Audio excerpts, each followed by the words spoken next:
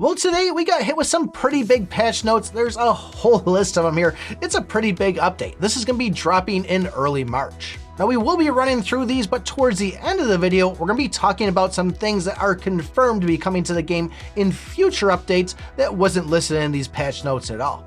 Now, two things I want to get out of the way at the start is it looks like the devs know that these events and the game has been kind of becoming pay to win heavy, and they've promised to go and make the game more free to play friendly in the future patches. And the other thing I want to show you is for those Star Staff users out there, or maybe somebody that might be considering using it, looks like maybe we might be getting some changes to it. So starting off on the patch notes here, we're getting a new Mount Awakening system. And we'll be having a speed attribute added to the game. And they go on to say speed attributes added, and this is going to be that our mounts have a speed attribute. Think of a little speed bar underneath them. And depending on the mounts that you have equipped, will decide the player's actions of the order they're going to go in.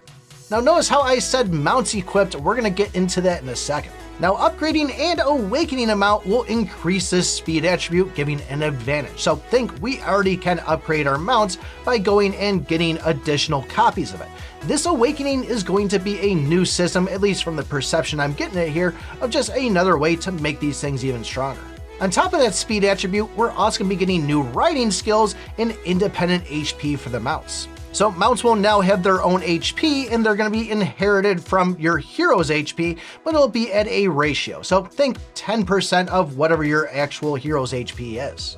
Now when it comes to battle, you can actually now have 3 mounts equipped, meaning that the first one's going to go in, they're going to take damage before the player takes damage, and they'll have their own independent riding skill. Once that one goes and gets defeated, the next round that comes up, your second pet is going to step up to the plate with its own riding skill. And it'll be the same thing with the third one if you have 3 pets you can equip. So that's what we have so far about the mount part of it. Now let's talk about the artifact part of it. We'll now have this new suppression attribute where the total suppression will now do increased damage towards the enemy's mounts. And similar to the mounts, upgrading and awakening the artifacts will increase those stats even more. Once again, this sounds like we have the upgrading like we have already, and then a new system for the whole awakening.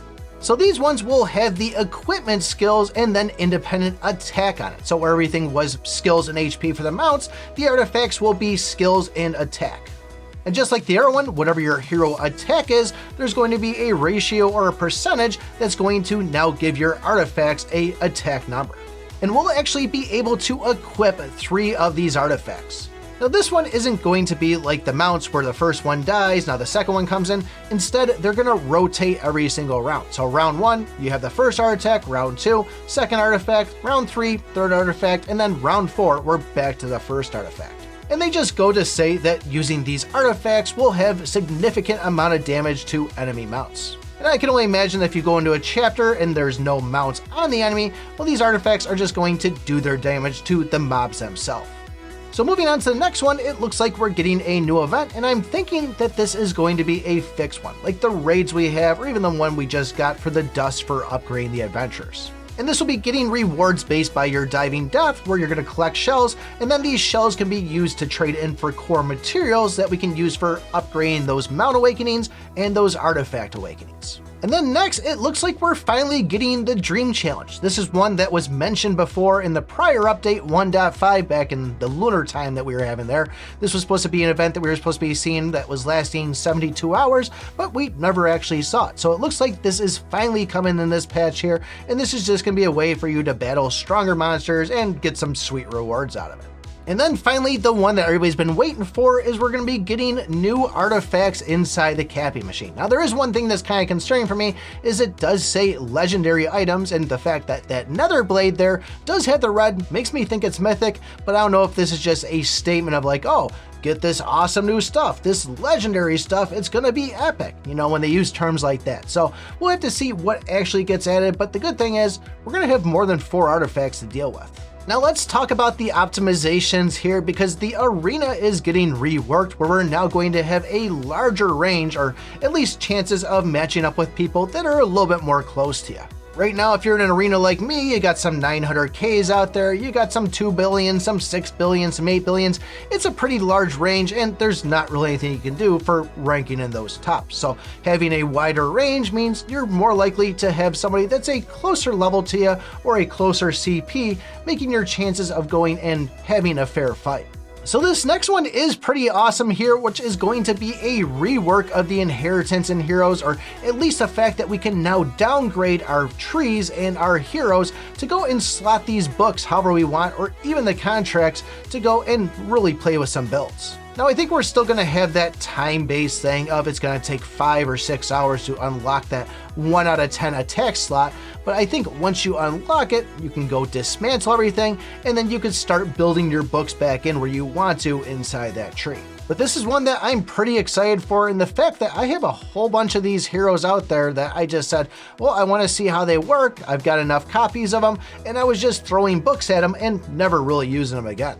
And this might also be enough to get those last needed books to take that Bonelet up to Mythic Plus 2 to really give me a huge jump. Now that's it for the patch notes, but let's talk about some of the stuff that's going to be coming in future updates of what they're already working on right now and what they're planning on or trying to figure out how they can correct it. So the ones that are in development means that they're already working on it right now. And the first one's going to be with the Adventurer Wheel, the Treasure Wheel, and then the Freya Elsa Statue Wheel. And this is going to be a quest system like we've talked about. And it says in here that this is going to be a thing where, don't quote me on this, this is just what I'm reading, that a player that's a free-to-play one will be able to get a free copy of this every 3 weeks. That almost sounds too good to be true. Like I said, there is a quest system, so I imagine that you are going to have to grind on it. But the fact, if we're getting these things for free, this is going to be a huge way to turn this game around. Now I'm hoping that it's going to be every single wheel you're going to be able to get one week, one the next week, and the 1 week after that.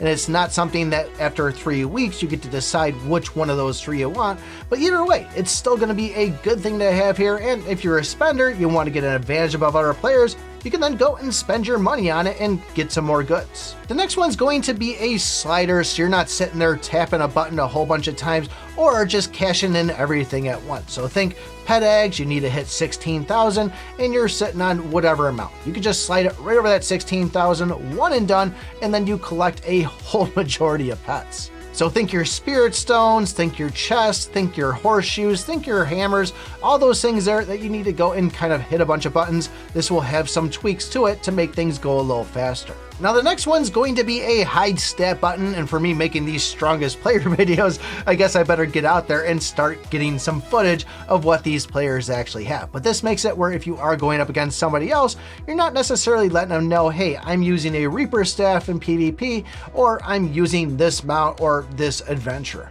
This should make things a little bit more fair in the guessing that you really can't plan on what you're going up against to try and counter them. It also looks like we're going to be getting some reworks to the in-game chat reporting so people can't take pictures, Photoshop them, and get people banned on accident. And then they're also going to be fixing some other translation errors for the tower and for things like the luck inside those wheels. Now, things that they're working on planning and trying to figure out what's the best way to go is they're going to try to work on new translations to make things a little bit better, a little bit clearer for some of the countries that are speaking different languages. And hopefully the plan is we're going to have native speakers of that language help with the translation, and then they could possibly be rewarded with codes. But the next one is kind of a big one here, and that's going to be in the talk of Panda the Adventurer. They're going to be working on a way that, similar to the other games, now you can either go and get the 60 shards and unlock it, or you could pay to unlock it. If you want it right away, you pay. If you want to go and collect your shards from getting the magic crystals, then that's another option. We don't want to have that gatekeeping of saying, nope, the only way you can go and upgrade this thing is if you spend that money first. And then the other one is going to be loadouts, where you can now go and select certain gear and pets and builds just for PvP versus chapter, so you don't have to keep on switching back and forth of like, oh geez, I'm going to bed, I don't want somebody to attack me in the middle of the night, so I'm going to go and throw on that revival cape. But oh, now I'm playing the game and going into chapters, let me throw my Dragon Breath armor on. And finally, a request for a level down or downgrade for the collectibles, where you can go and say all that meteoric iron you've used to upgrade some sets can now be all refunded back to you, and then you can go and pick which sets you want to go and upgrade. But this is a lot of information, a lot of good stuff in this thing here, so I'm excited for this. Really curious to see how these new mount artifact systems are going to work, and obviously we'll make some videos when it comes out. But with all these changes happening, if you're sitting on a whole bunch of these logs here and want to know if you should be pulling for that dragon girl inside the big adventure, take a look at this video right here. Thanks for watching, and remember, I pick my butt.